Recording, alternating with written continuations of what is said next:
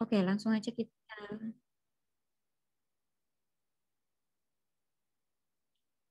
kita mulai ya. Di sini yang pertama itu ada pengertian limit secara intuitif dulu ya. Apa namanya? Secara makna logika aja dah. Kita logika gitu ya. Kira-kira limit fungsi itu seperti apa?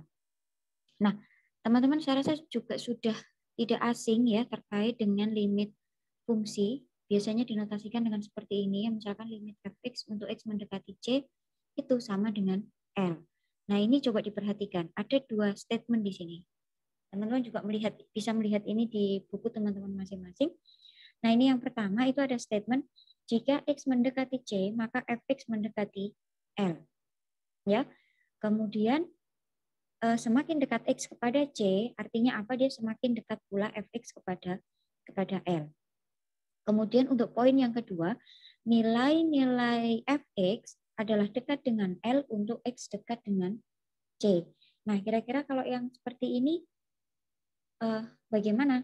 Kira-kira pernyataan mana yang lebih pas atau yang lebih sesuai, yang lebih cocok dengan bentuk ini? Limit fx untuk x mendekati C sama dengan L. Nah, di sini yang perlu kita garis bawahi adalah ada istilah dekat di sana ya. Ada dekat yang digunakan pada fx dengan L, kemudian ada juga dekat yang digunakan antara x dengan C. Yang perlu kita pahami adalah makna dekat itu sendiri ya. Saya rasa kalau secara logika atau secara bahasa verbal sehari-hari gitu ya, kita memaknai dekat itu mungkin saja berbeda ya antara satu orang dengan orang yang lain. Saya mengatakan si A itu dekat dengan si B. Ya, itu belum tentu. Orang lain juga mengatakan bahwa si A itu dekat dengan si B. Saya mengatakan rumahnya si X itu dekat dengan rumahnya si Y. Tapi belum tentu juga orang lain itu mengatakan bahwasanya rumahnya si X itu dekat dengan rumahnya si Y. Nah, konsep makna dekat itu sendiri itu juga di apa istilahnya di dibawa atau juga berlaku pada pemaknaan dari limit itu sendiri, ya. Nah, kalau poin 1 itu bisa kita lihat dari maknanya gitu ya. Bahwasanya dekatnya fx terhadap L itu karena dekatnya x kepada C. Artinya apa? Ketika saya punya X1 dan X2 gitu ya, misalkan di mana X1 itu lebih dekat terhadap C dibanding X2 dengan C, itu nanti akan berakibat fx1 dia akan lebih dekat terhadap L daripada fx dengan L-nya. Jadi fx1 dengan L itu lebih dekat daripada fx2 dengan L. Kalau kita punya makna yang seperti itu, berarti nanti ketika X-nya itu sama dengan C gitu ya, maka fx-nya dia akan sama dengan L. Nah, padahal makna yang demikian ini apa ya? Sebenarnya bisa kita ulas lagi, bisa kita lebih perdalam lagi terkait dengan maknanya sehingga apa?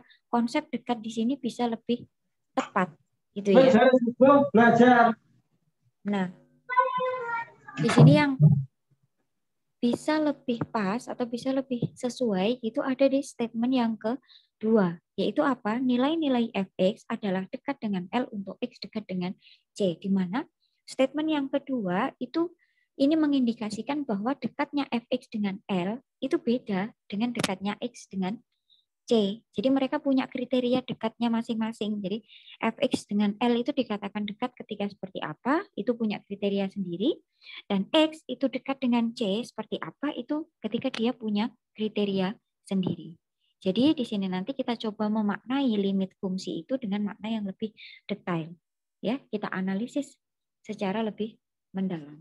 Oke, jadi kurang lebih seperti itu ya. Ini pengantar saja. Jadi makna dari limit fungsi secara intuitif itu ya.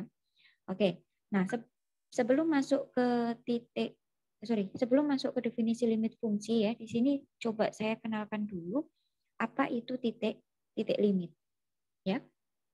Oke. Coba teman-teman perhatikan itu ada di definisi 9.1 ya.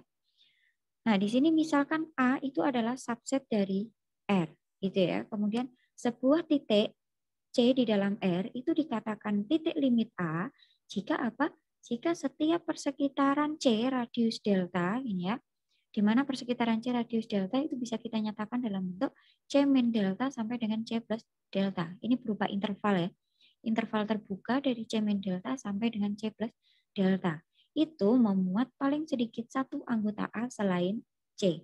Atau bisa kita tuliskan seperti ini, persekitaran C radius delta atau interval C min delta sampai C plus delta diiriskan dengan A, ini ada yang kurang. Diiriskan dengan A, kemudian dikurangi C, gitu ya, diambil C-nya, dia bukan merupakan himpunan kosong untuk setiap delta positif. Oke. Persekitaran C radius delta diiriskan dengan A, kemudian setelah diiriskan itu C-nya dia diambil, itu nanti bukan merupakan himpunan kosong. Kalau C memenuhi bentuk seperti ini, C itu disebut sebagai titik limit dari A. Nah, sekarang coba kita lihat bagaimana hubungan titik limit A dengan anggota A. Nah, jadi misalkan kita lihat dari yang pertama dulu ya, misalkan saya punya X itu adalah titik limit dari A gitu ya. Nah, ketika X titik limit dari A itu nanti akan ada dua kemungkinan ya. Yang pertama itu bisa X anggota A gitu ya. Kemudian yang kedua itu bisa saja X itu bukan merupakan anggota dari A. Oke, sedangkan kalau kita melihat kondisi sebaliknya, kalau X anggota A gitu ya, ini bisa aja ada dua kemungkinan gitu ya. Yang pertama, X itu bisa menjadi titik limit A, ya, titik limit A, bisa juga X itu bukan titik limit A. Kalau teman-teman perhatikan, definisi dari titik limit tadi, ini kan C-nya dia elemen R ya, di mana A ini adalah subset dari R. Bukan, di sini tidak dituliskan C elemen A. Artinya apa? Ya, seperti yang sudah saya sampaikan tadi, ini bisa saja C itu elemen dari A atau bisa juga C itu bukan elemen dari A. Artinya apa? Yang bukan anggota A itu juga bisa menjadi titik limit dari A. Dan yang anggota A itu bisa saja dia bukan merupakan titik limit dari A. Oke, jadi kurang lebih seperti itu. Itu terkait dengan konsep titik limit. Coba kita lanjutkan. Nah, di sini misalkan A itu adalah himpunan bagian dari R. Sebuah bilangan real C gitu ya. Itu adalah titik limit A jika dan hanya jika terdapat barisan AN di dalam A dengan AN tidak sama dengan C untuk setiap N bilangan asli dan limit AN itu sama dengan C. Ya. Coba teman-teman perhatikan di sana. Mari kita buktikan untuk yang ini. Coba saya tulis di sini buktinya. Kalau teman-teman perhatikan di sana ada kalimat ini. Jika dan hanya jika. Artinya apa kalau seperti ini? Berarti ada dua arah nanti buktinya ya. Coba kita buktikan dulu yang ke arah kanan. Berarti di sini kalau ke arah kanan yang diketahui dulu apa? Yang diketahui dulu adalah C-nya itu titik limit A. Nah, kalau C titik limit A berarti apa? Di sini untuk setiap N bilangan asli, gitu ya, kita bisa mendefinisikan delta. Delta itu adalah 1/N misalkan. Bolehkah kita mendefinisikan ini? Boleh. Syaratnya delta yang penting dia positif. Ketika N-nya bilangan asli, 1/N dia nilainya akan selalu positif. Nah, dari sini kita dapat membentuk persekitaran gitu ya, persekitaran C radius delta atau persekitaran dari C radius 1/N gitu ya. Di mana ini bentuknya adalah apa? C min 1/N sampai dengan C plus 1/N. Nah, kita punya persekitaran ini. Nah, selanjutnya dengan menggunakan definisi dari titik limit gitu ya. Dengan menggunakan definisi dari titik limit, kita bisa mengetahui bahwasanya terdapat AN gitu ya. AN itu adalah anggota dari siapa? Coba kita kembali ke bentuk ini tadi. Kan definisi titik limitnya ini ya. Nah, berarti ada AN yang anggota yang di depan ini. AN itu adalah anggota dari siapa? A, kemudian diiriskan dengan siapa? Persekitaran C, radius seper N, gitu ya. Kemudian diambil dengan C. Ya. Artinya apa kalau seperti ini? Berarti saya punya AN itu adalah anggota dari A diiriskan dengan persekitaran C radius seper N. Di mana AN-nya ya, AN-nya itu tidak sama dengan C. Nah, coba perhatikan di sini. Yang bentuk ini. Karena AN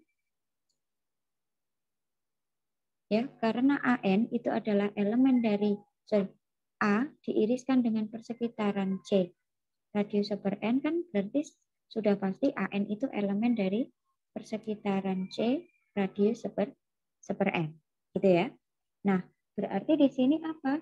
Saya punya AN itu elemen dari interval, atau AN itu terletak di antara C min seper N sampai dengan C plus seper N. Nah, berarti kalau seperti ini saya bisa mengatakan bahwasanya jarak antara AN dengan C itu akan kurang dari seper N. Ya. Ketika dia punya bentuk yang seperti ini, artinya apa? Berarti dia limit dari AN-nya itu sendiri, dia akan sama dengan 0. Limitnya akan sama dengan C. Ini. Kenapa begitu? Karena kalau seperti ini ya, jarak antara AN dengan C kan kurang dari seper N. Di mana seper N itu kan semakin lama semakin mendekati 0. Artinya apa? Berarti AN-nya sendiri dia semakin lama akan semakin dekat dengan C. Atau bisa kita tulis limit dari AN itu sama dengan C. Oke, ini yang ruas kanan sudah terbukti dari kiri ke kanan. Sekarang coba kita buktikan yang dari kanan ke kiri. Ya. Di sini yang diketahui apa? Berarti yang diketahui adalah terdapat barisan AN gitu ya. AN di dalam A, di mana limit AN-nya itu sama dengan C, dan tadi AN-nya tidak sama dengan C untuk setiap N bilangan asli. Ya, sorry. Ini. Oke. Nah, selanjutnya akan kita buktikan gitu ya, bahwasanya C-nya itu adalah titik limit dari A.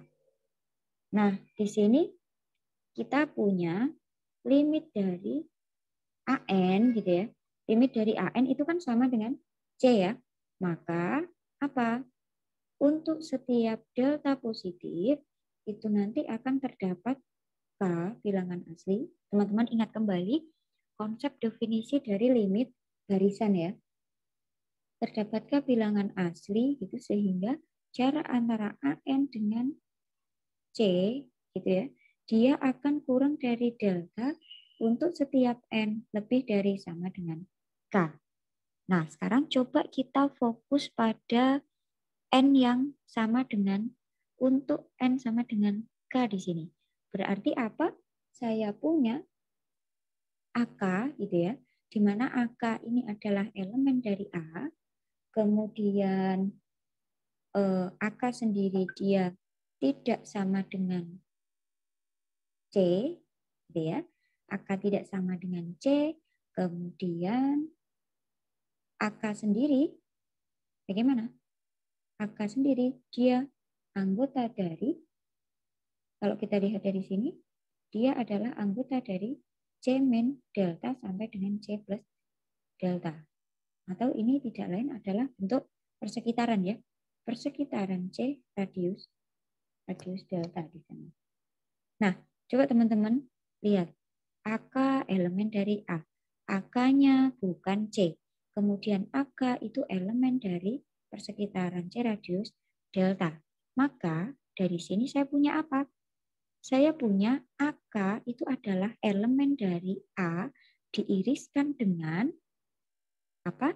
Persekitaran C radius delta, ya kan? Karena sama-sama anggota A, dia juga sama-sama anggota persekitaran C radius delta.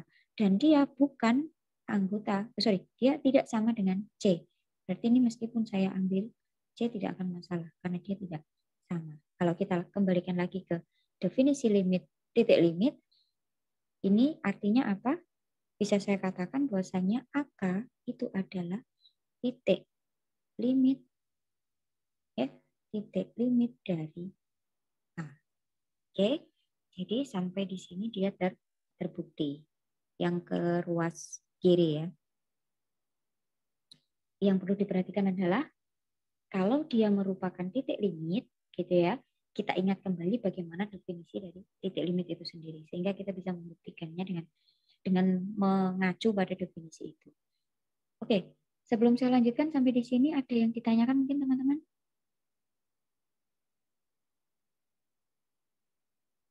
Ada yang ingin ditanyakan?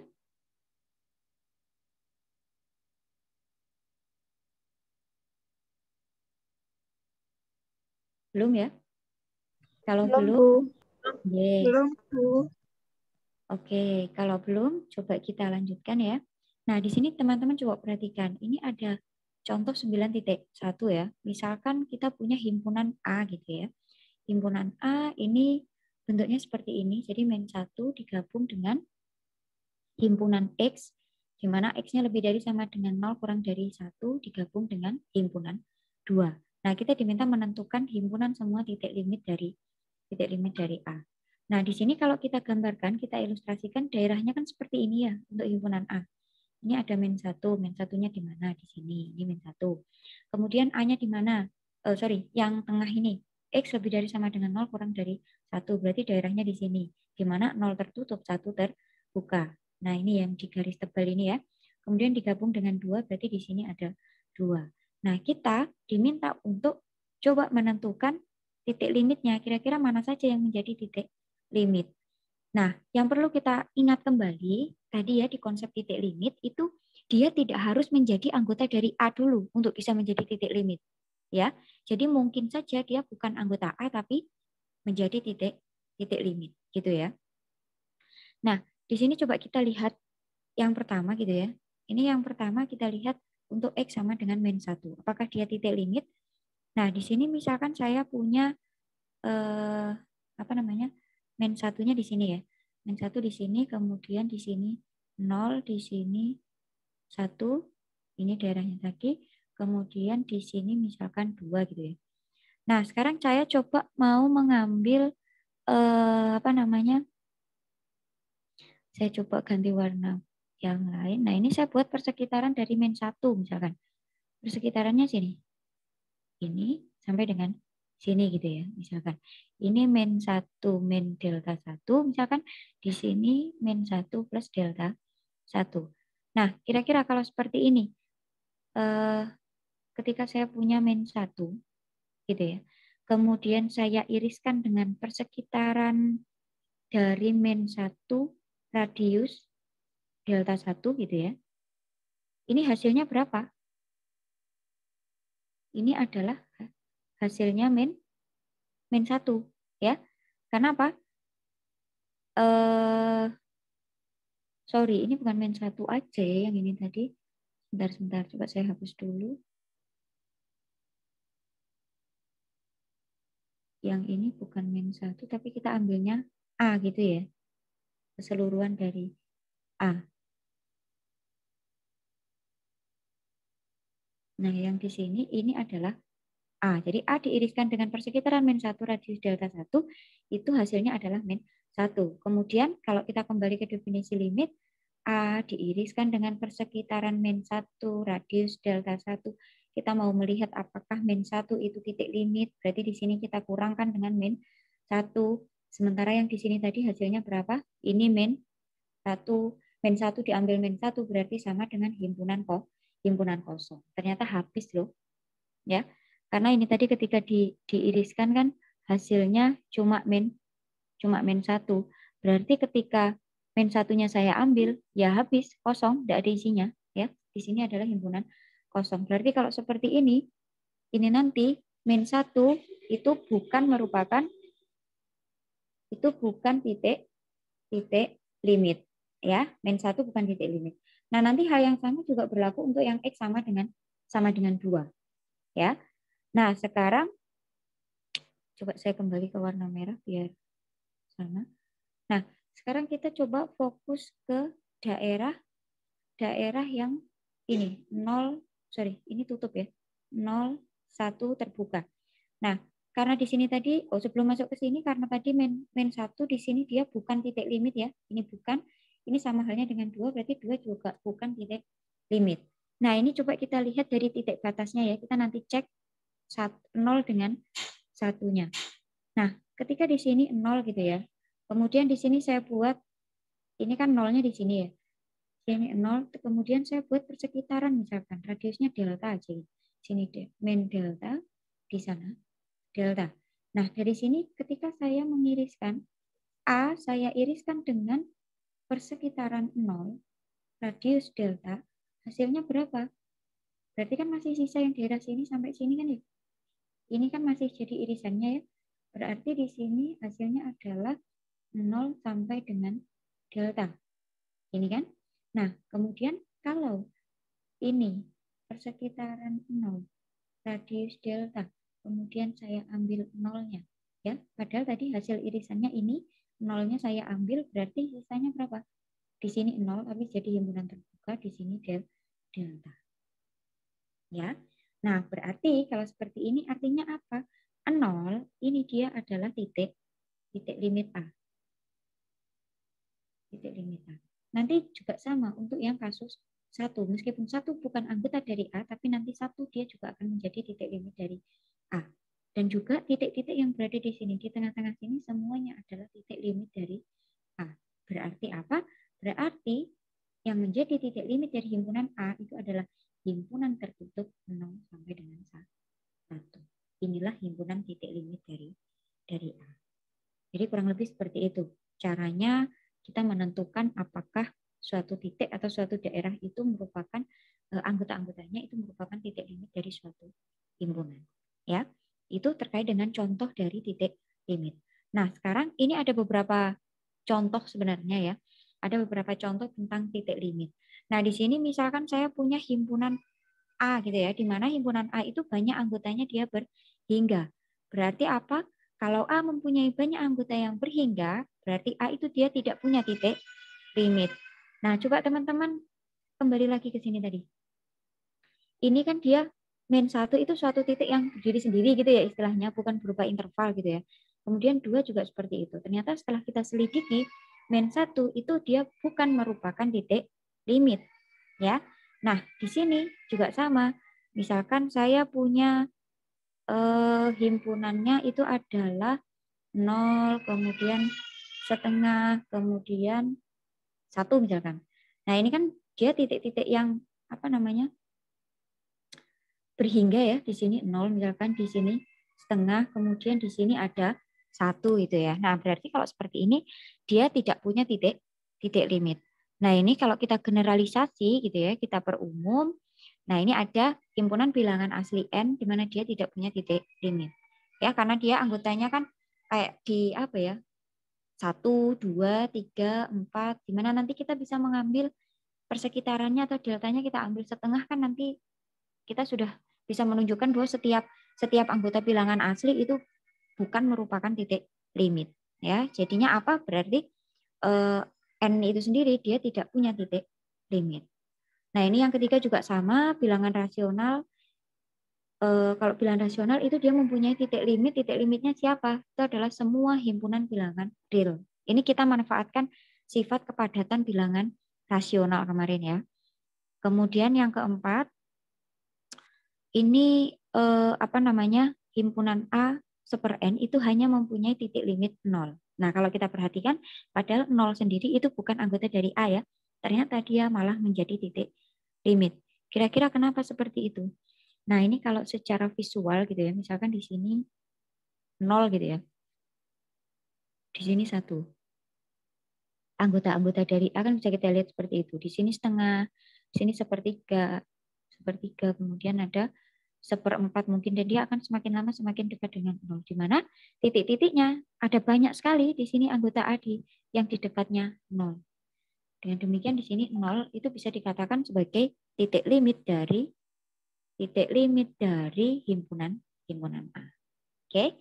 Jadi kurang lebih seperti itu. Itu beberapa contoh himpunan yang punya titik limit dan tidak punya titik limit. Oke. Nah, sekarang kita coba masuk ke definisi dari limit fungsi itu sendiri ya. Bagaimana definisi dari limit fungsi dalam artian definisi formal. Jadi misalkan saya punya A itu subset dari R gitu ya, kemudian F itu memetakan A ke R, atau F itu membawa A ke R, kemudian C itu adalah titik limit dari A, bilangan L itu dikatakan limit fungsi dari F gitu ya, di titik C, dituliskan seperti ini, limit Fx untuk X mendekati C itu sama dengan L. Jika dan hanya jika untuk setiap epsilon positif yang diberikan gitu ya, kita selalu bisa menemukan delta positif, sehingga apa? Jarak antara X dengan C itu lebih dari 0 kurang dari delta, maka jarak antara Fx dengan L dia akan kurang dari epsilon. Ya, jadi kurang lebih seperti itu untuk definisi formalnya. Jadi kita mulai dari ini. Untuk setiap epsilon positif sembarang terdapat delta positif, sehingga jarak antara X dengan C itu lebih dari 0 kurang dari delta, maka kedekatannya antara X dengan C ini mengakibatkan kedekatan Fx dengan L ini kurang dari epsilon. Tapi yang perlu kita ingat, di sini dekatnya X dengan C itu bergantung pada epsilon, ya. Sedangkan dekatnya Fx dengan L itu bergantung pada, ini tadi bergantung pada delta maksud saya. Kemudian yang di sini dekatnya Fx dengan L itu bergantung pada epsilon. Nah, ini adalah ilustrasinya ya. Jadi ilustrasi dari definisi limit fungsi. Nah, yang perlu diperhatikan di sini adalah yang di bawah ini adalah dekatnya X dengan C gitu ya, di mana X-nya itu yang terletak di antara C min delta sampai dengan C plus delta. Ini seharusnya C min delta ya, yang di sebelah sini. Kemudian yang di sini itu membawa Fx ke persekitaran L radius epsilon ini. Ya. Nah, kemudian di sini kenapa di tengah-tengah ini kok bisa bolong gitu ya? Dari mana kok bisa berlubang di sana? Nah, coba teman-teman perhatikan ya di sini.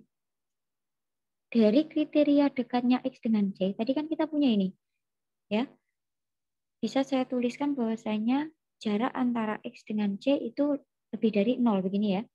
Sama saja bisa saya tulis seperti ini, atau mutlak dari X min C itu lebih dari 0. Berarti dari sini kita punya apa? Kita punya X-nya, X min C-nya itu tidak sama dengan 0. Kenapa? Karena kalau X min C sama dengan 0, pasti mutlaknya sama dengan 0. Karena di sini mutlaknya lebih dari 0, sudah pasti X dengan C itu dua bilangan yang berbeda. Nah, berarti di sini X-nya dia tidak sama dengan C. Berarti yang dibahas di sini ya, itu adalah XX yang tidak sama dengan C. Maka dari itu, X yang sama dengan C di situ tidak ikut dibahas. Dalam hal ini dilubangi. Ini bolong di sini ya. Yang mengakibatkan di sini dia juga bolong. Artinya apa? Dia tidak harus ada. FC-nya tidak harus ada. Nilai F, ya Fx ketika X sama dengan C itu dia tidak harus ada. Itu yang perlu dipahami untuk limit fungsi. Karena nanti ini akan menjadi satu poin penting yang membedakan antara limit fungsi dengan fungsi kontinu. Oke, itu terkait dengan ilustrasi dan definisi dari limit fungsi secara formal. Oke, nah untuk yang seperti ini adalah salah satu contoh aplikasi gitu ya, perhitungan dari limit fungsi yang saya rasa teman-teman sudah sering sekali bahkan untuk mengeksekusi limit yang seperti ini gitu ya. Nah ini coba kita lihat. Kita diminta menghitung nilai limit dari X kuadrat min 4 dibagi X min 2 untuk X mendekati 2. Caranya adalah yang atas difaktorkan ya teman-teman. Limit dari X min 2 kali X plus 2. Di mana X kuadrat min 4 ini difaktorkan menjadi X min 2 dan X plus 2. Kemudian dibagi dengan X min 2. Ini untuk X mendekati 2. Nah, selanjutnya di sini kita peroleh apa? Limit X plus 2 untuk X mendekati 2. Kira-kira dari mana dapat seperti ini? Nah, ini pasti seringkali kita coret gitu ya, X-2 dengan X-2 yang di pembilang dengan yang di penyebut. Nah, padahal kalau kita mau mencoret atau kita mau menggunakan hukum kanselasi gitu ya, itu kan tidak boleh sembarangan. Itu tidak boleh kita coret ketika nilainya adalah 0. Nah, yang menjadi fokusnya adalah kenapa kalau pada limit fungsi kita kok boleh ya, kita kok boleh mencoret. Kembali lagi ke sini tadi bahwasanya X yang dibicarakan pada limit fungsi itu adalah X yang mendekati C, bukan X yang sama dengan C. Jadi kita tidak membicarakan X yang sama dengan C. Berarti apa? Kita berbicara X yang mendekati 2, bukan yang X sama dengan 2. Kalau X-nya bukan 2, berarti X-2 kan pasti bukan 0. Maka dari itu, kita bisa mencoret istilahnya atau menggunakan hukum kanselasi. Sehingga diperoleh X plus 2 di sini. Baru setelah itu kita mengeksekusi seperti biasanya, kita substitusikan, X-nya kita ganti dengan 2 sehingga diperoleh hasilnya adalah 4. Ya, jadi seperti itu teman-teman. Kenapa kok bisa kita dulu pada waktu di kalkulus mungkin ya atau mungkin di SMA gitu ya, pada saat menghitung limit kok kita bisa mencoret atau bisa menggunakan hukum kanselasi. Karena kita tidak berbicara pada X yang sama dengan C pada limit fungsi, tapi berbicara pada X yang mendekati C. Oke, seperti itu. Nah, sekarang coba kita lanjutkan di sini ya. Misalkan f itu adalah fungsi konstan pada R. Katakan fx itu sama dengan b untuk setiap x elemen R.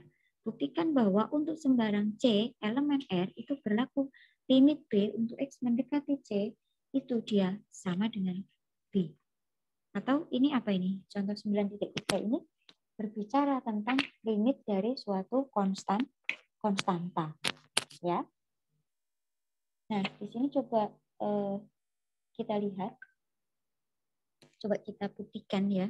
Kira-kira seperti apa nanti buktinya. Nah, ini untuk buktinya kita gunakan definisi dari limit fungsi ya. Nah, di sini saya ambil gitu ya, diambil epsilon positif sekarang. Kemudian nanti kita akan mencari delta gitu ya. Akan diambil deltanya berapa kira-kira. Nah, ini kita isi nanti saja. Kira-kira kita butuh delta berapa. Nah, dari sini kan kita punya fx-nya tadi B. Nah, kita manfaatkan definisi dari tadi. Apa namanya? Definisi limit fungsi. X min C dia kurang dari delta gitu ya. Berarti di sini maka berlaku fx. Tadi kan fx min L ya. Di sini fx-nya apa? Fx-nya adalah B. Kemudian L-nya siapa? L-nya dia juga B. Dimana ini hasilnya adalah 0. Ternyata 0-nya dia pasti kurang dari epsilon ya. Karena tadi saya mengambil epsilonnya itu positif sembarang. Coba teman-teman perhatikan. Di sini ini adalah bentuk JKP Makaki, bentuk implikasi ya. Di sini adalah bentuk implikasi. Kita lihat statement yang kanan ini dia selalu bernilai benar atau true ya, karena 0 kurang dari epsilon. Jadi, apapun yang di sini, yang di sebelah kiri gitu ya, ini mau true atau mau false, itu dia tidak akan mempengaruhi nilai kebenaran dari bentuk implikasi ini karena ini ketika yang belakang ini sudah bernilai true, apapun yang depan nilainya pasti true. Artinya apa? Delta yang di sini saya bebas mau mengambil berapapun, meskipun delta di sini salah gitu ya, membuat suatu pernyataan salah, itu tidak masalah karena ini pernyataan implikasi ini yang belakang dia sudah bernilai benar. Berarti deltanya bebas mau diambil berapapun. Nah, di sini misalkan saya ambil 1 gitu aja ya. Kalau misal mau ambil yang lain boleh, silahkan. Mau ambil setengah boleh? Boleh. Ya. Oke, jadi kurang lebih seperti itu untuk pembuktian dari contoh 9.3. Sekarang coba kita lanjutkan. Nah, di sini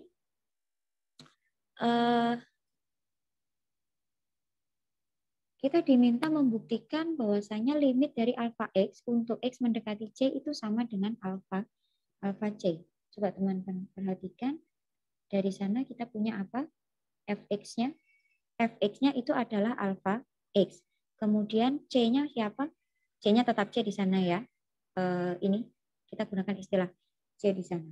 Nah, di sini yang perlu kita perhatikan adalah yang pertama ketika alfanya sama dengan 0 berarti ya nanti fx-nya dia akan sama dengan 0. Saya rasa yang ini cukup trivial, bisa langsung ya. Berarti kalau limit dari 0 yang di sini 0 kali C ya berarti 0 ya. Limit dari 0 ya sama dengan 0. Kita manfaatkan contoh yang 9.3 tadi. Nah, yang kedua di sini adalah untuk alfa yang tidak sama dengan 0. Kalau alfa tidak sama dengan 0 artinya apa? Bisa dia lebih dari 0, bisa juga dia kurang dari 0. Ya. Nah, di sini kita manfaatkan definisi dari limit fungsi. Saya diberikan epsilon positif sembarang gitu ya. Saya ambil epsilon positif sembarang. Nanti kita bisa mengambil kira-kira deltanya berapa gitu ya. Sebenarnya ini alurnya adalah mundur gitu ya. Deltanya berapa? Sehingga saya punya apa di sini? 0 kurang dari X min C kurang dari delta gitu ya. Sehingga di sini berlaku Fx min L ya. Ini sama dengan, oh ya di sini tadi L-nya apa berarti? L-nya adalah alfa C ya. Berarti di sini saya punya alfa X gitu dikurangi alfa C gitu ya. Nah ini alfanya kan bisa saya keluarkan. Jadi mutlak alfa gitu ya. Di sini mutlak X min C. Nah coba teman-teman lihat. Di sini ada X min C. Di sini juga X min C. Berarti ini sudah berkaitan dengan sudah berkaitan dengan delta ya. Padahal bentuk terakhir yang kita inginkan, itu kita menginginkan bentuk ini dia akan kurang dari epsilon. Berarti di sini mutlak alfa dikalikan berapa biar hasilnya adalah epsilon. Ya, alfa, mutlak alfa dikalikan berapa biar hasilnya epsilon. Berarti kan ini harus saya membuat sesuatu yang menghilangkan alfa 1, alfanya ini, mutlak alfa. Berarti di sini kemudian bersisa epsilon, berarti ini. Ya. Berarti ini yang saya ambil. Berarti di sini harusnya dia kurang dari epsilon per mutlak alfa. Di mana ini tadi kan X min C mutlaknya itu kurang dari ini. Tidak lain, ini adalah X min C mutlaknya kurang dari delta. Berarti kita bisa mengambil deltanya siapa? Deltanya itu adalah epsilon per mutlak alfa. Oke, jadi dia terbukti. Cukup dengan cara yang seperti itu. Kalau kita ingin membuktikan bentuk limit yang seperti ini, gitu ya, kuncinya adalah kita bisa menemukan deltanya. Di mana delta itu biasanya bergantung pada epsilon. Atau bisa juga dia tidak bergantung pada epsilon. Oke. Coba kita lanjut ke contoh berikutnya ya. Oh, sudah habis contohnya. Ini kita masuk pada kriteria barisan untuk limit fungsi ya. Jadi seperti apa untuk kriteria barisan untuk limit fungsi?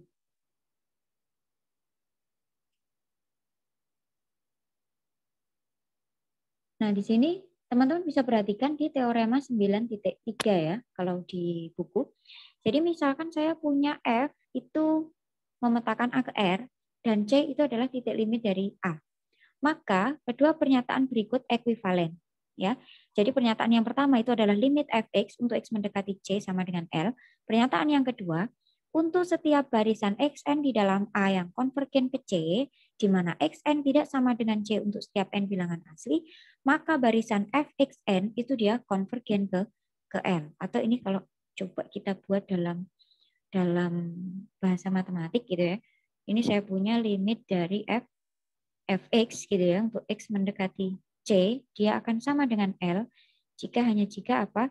Untuk setiap Xn gitu ya, Xn di dalam A dengan Xn itu tidak sama dengan C untuk setiap N bilangan asli, maka apa?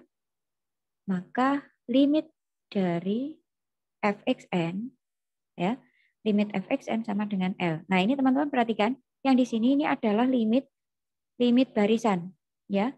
Di sini limit barisan, sedangkan yang di depan ya, yang di depan ini adalah limit fungsi. Jadi ini ada perpaduan antara limit barisan dan limit fungsi. Makanya tadi judulnya adalah kriteria barisan untuk limit fungsi.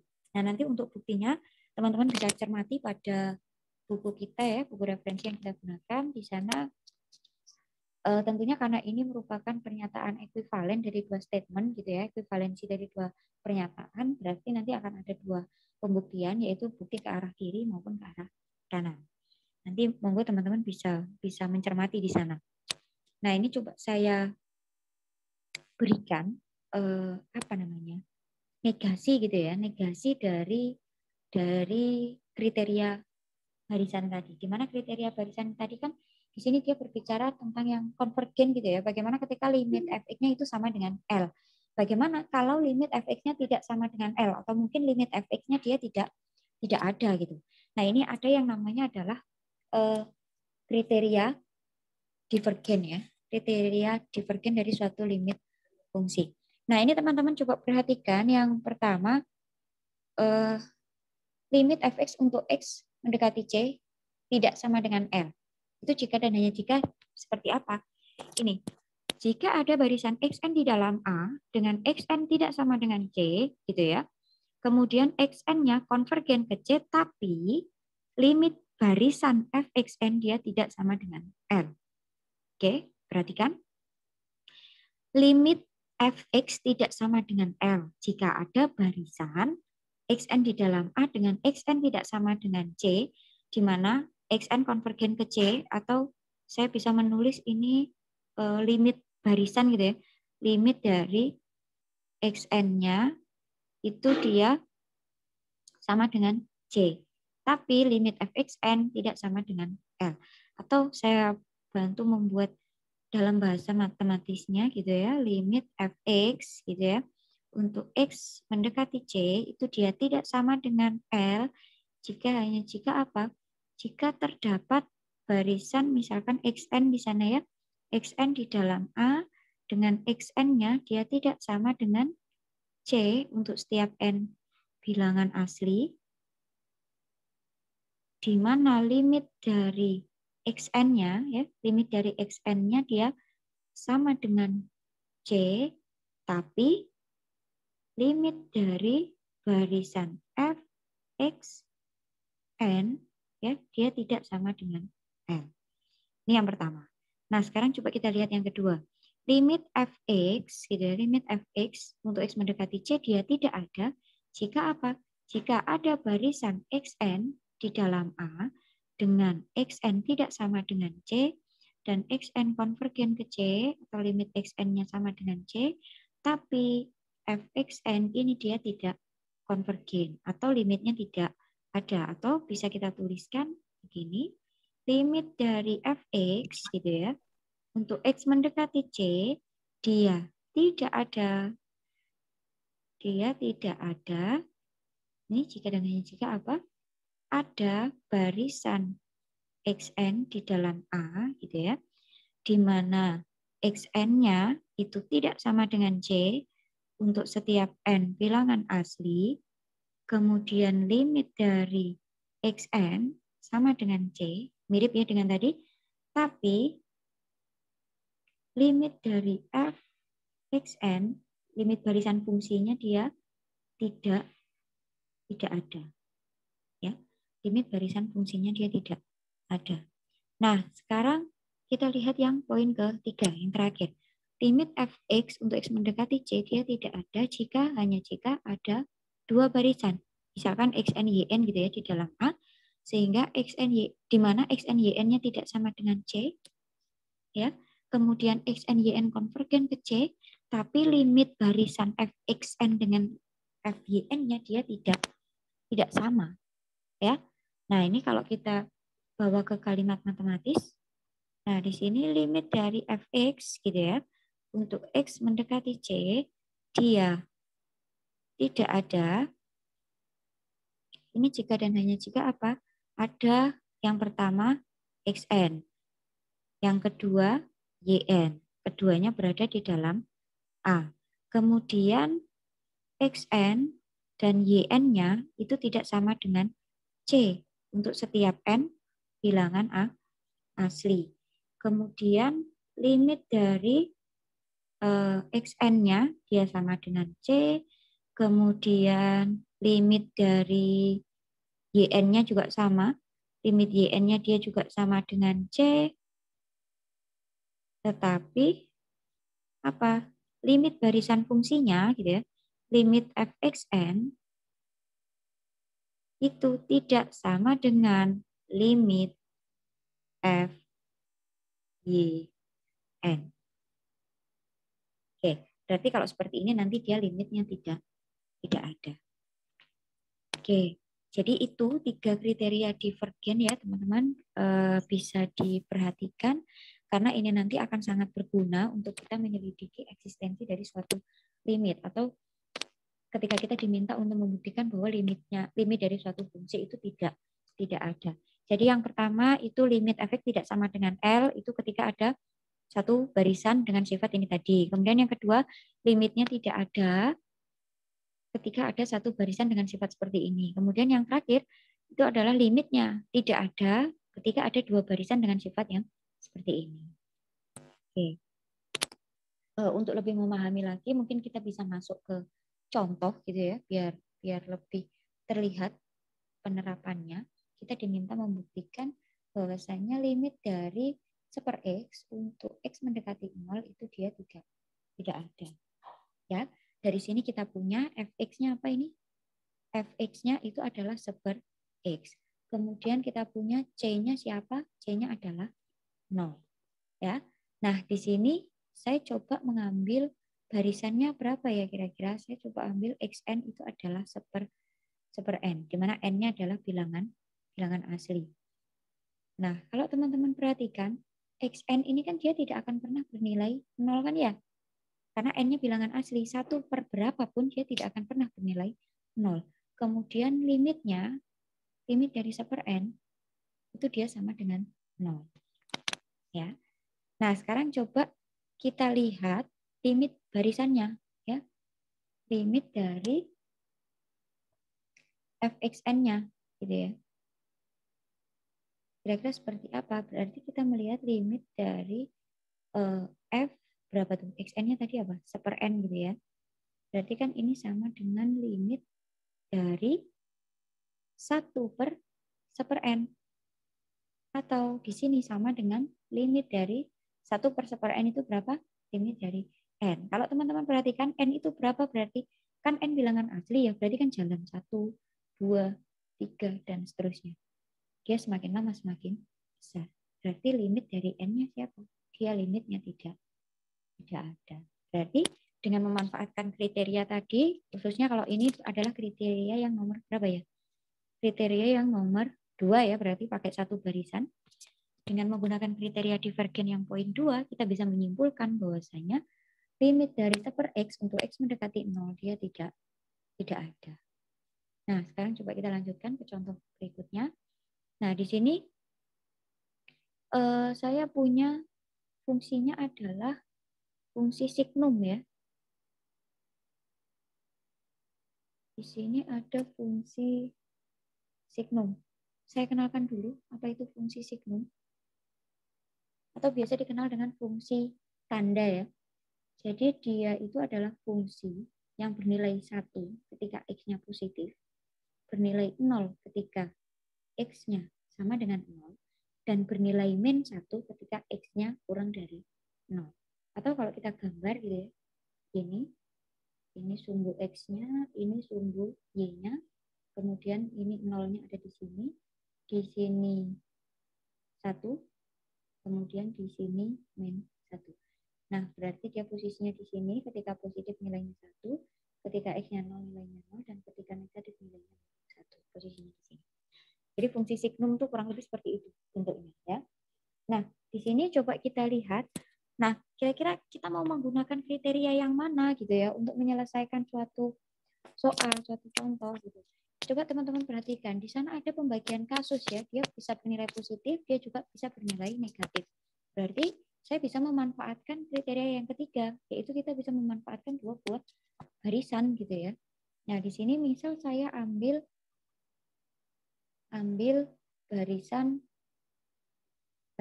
apa xn dan yn, di mana xn-nya ini misal saya ambil 1/n gitu ya. Kemudian yn-nya itu saya ambil min 1/n. Nah, ini kalau teman-teman perhatikan, xn-nya dia tidak pernah bernilai 0 ya. Oh, sebentar. Sebelum masuk ke sana, kita punya dulu fx-nya tadi apa? Sorry, x-nya, fx-nya adalah signum x ya. Kemudian c-nya berapa? C-nya adalah 0. Oke, kita kembali ke sini. Kemudian limit dari 1 per n berapa, teman-teman? Limit dari 1 per n itu adalah, 0 ya nilainya. Nah, di sini juga sama untuk yn. Di sini yn-nya tidak sama dengan 0, kemudian limit dari yn-nya ya dalam hal ini adalah min 1 per n. Dia nilainya sama dengan 0. Ini tadi adalah limit x. Nah, oke, barisan yang kita ambil sudah memenuhi syaratnya. Sekarang kita lihat bagaimana barisan fungsinya ya. Kita lihat fxn-nya. Berarti kita lihat barisan signum xn. Ya. Berarti ini sama dengan barisan signum xn-nya tadi apa? 1 per n. Nah, karena n-nya itu bilangan positif, ya berarti 1 per n juga positif, berarti signum dari 1 per n dia akan bernilai 1. Nah, kemudian di sini ada f yn. Ya, berarti di sini signum dari yn. Signum yn itu berarti apa? Signum min 1 per n. Dimana karena signum min 1 per n itu kan selalu bernilai negatif, berarti dia nilainya min 1. Ternyata barisan fungsinya yang satu konvergen ke 1, yang satunya konvergen ke min 1. Berdasarkan kriteria divergensinya yang ketiga ya, berarti kita bisa menyimpulkan bahwasanya signum x untuk x mendekati 0 itu dia tidak konvergen atau limitnya dia tidak ada. Oke. Nah, sekarang kita coba lanjut ke contoh berikutnya. Nah, ini cukup banyak contoh ya untuk materi ini. Di sini coba kita lihat ada limit dari suatu fungsi trigonometri ya, ada fungsi sinus ya, ada fungsi sinus. Nah, kita lihat kira-kira bagaimana nanti pembuktiannya. Saya tanya dulu di sini efeknya apa? Kita punya efeknya itu adalah sin 1 per x. Kemudian c-nya berapa? C-nya adalah 0 gitu ya. Nah, di sini karena kita punya nilai sin itu kan bermacam-macam ya. Kita coba ambil 2 mungkin yang lebih enak ya, biar kita bisa memanfaatkan kriteria yang ketiga. Saya ambil xn itu adalah barisannya 1 per n pi gitu ya. Kemudian yn-nya saya ambil 1 per pi per 2 plus 2n pi. Nah, ini jadi 1 per kelipatan dari pi per 2. Kita lihat, ketika xn-nya saya punya itu 1 per np, ya di sini jelas xn tidak akan pernah bernilai 0. Ya. Kemudian kita punya limit dari xn atau limit dari 1 per np itu dia sama dengan 0. Ya, kemudian yn-nya tadi kan saya punya 1 per pi per 2 ditambah 2n pi. Nah, ini jelas yn-nya dia juga tidak akan pernah sama dengan 0. Kemudian limit yn-nya gitu ya. Limit yn-nya dia juga konvergennya ke 0. Nah, sekarang kita lihat bagaimana barisan fungsinya, sifatnya seperti apa. Berarti saya mau melihat barisan fungsi sin dari 1 per berapa tuh? 1 per np gitu ya. Nah, ini kelipatan pi, berarti di sini saya punya sin 1 per 1 per sekian. Berarti ini sini barisan sin np. Kalau teman-teman ingat gitu ya, fungsi sinus gitu ya, dia kan fungsinya bergelombang periodik gitu ya. Ketika kelipatan pi kan dia posisinya selalu di sini, begitu seterusnya. Ya, dia kan posisinya di sini pi, di sini 2pi. Dimana dia nilainya akan selalu 0 ya. Kemudian yang kedua, untuk f yn-nya seperti apa? Dia sama dengan di sini sin 1 per pi per 2 ya, plus 2n pi. Berarti ini adalah kelipatan dari pi per 2. Sehingga di sini saya bisa menulis sin pi per 2 plus 2n pi. Aduh, maaf, kurung ini ya. Nah, Pi per 2 posisinya di mana sih? Pi per 2 kan 90 ya. Sin 90 kan nilainya selalu 1. Nah, itu kelipatan dari sin 90, kelipatan dari 90 gitu ya. Di sini nanti nilainya selalu 1. Nah, ini teman-teman perhatikan, ternyata yang satunya konvergen ke 0, satunya konvergen ke 1. Berarti dengan menggunakan kriteria apa tadi? Divergen tadi yang poin ketiga, itu kita bisa menyimpulkan bahwasanya limit dari sin super X untuk X mendekati 0, dia tidak ada. Oke, jadi itu teman-teman, saya rasa untuk materi kita pada kesempatan kali ini, mungkin ada yang ditanyakan, silakan.